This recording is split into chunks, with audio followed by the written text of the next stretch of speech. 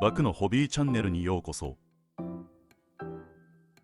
今回は車体の外郭を作る前の車体部品や補強を行った様子を紹介します。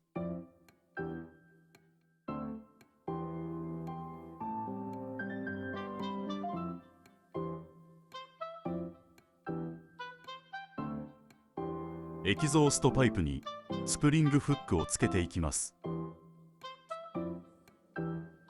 これがないと排気圧でエキゾーストパイプのつなぎ目から抜けてくるんですよね。排気管の長さは何種類か用意しました。長さを変えてエンジン出力特性をいろいろ試せればいいな。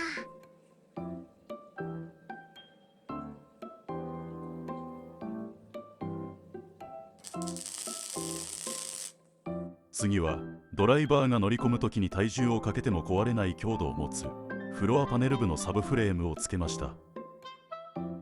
ただしカートフレームのしなりに影響が出ないように薄い SS400 の帯鋼を使いました。カートはフレームのしなりがないと曲がらないからね。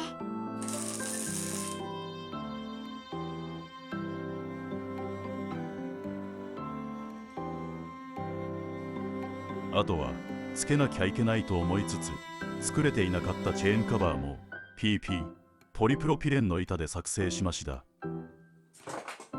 これがないとチェーンオイルの飛散がやばい。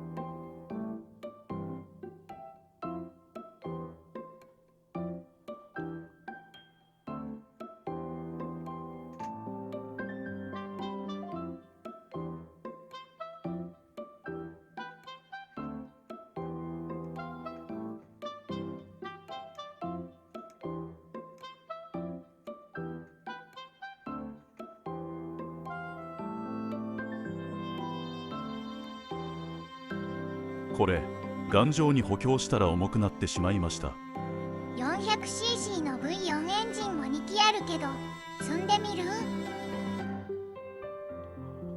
最後まで見ていただきありがとうございました。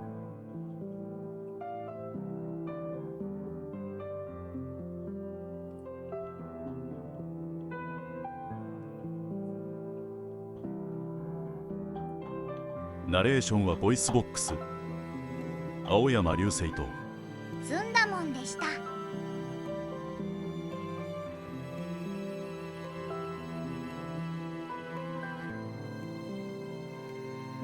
チャンネル登録よろしくお願いいたします。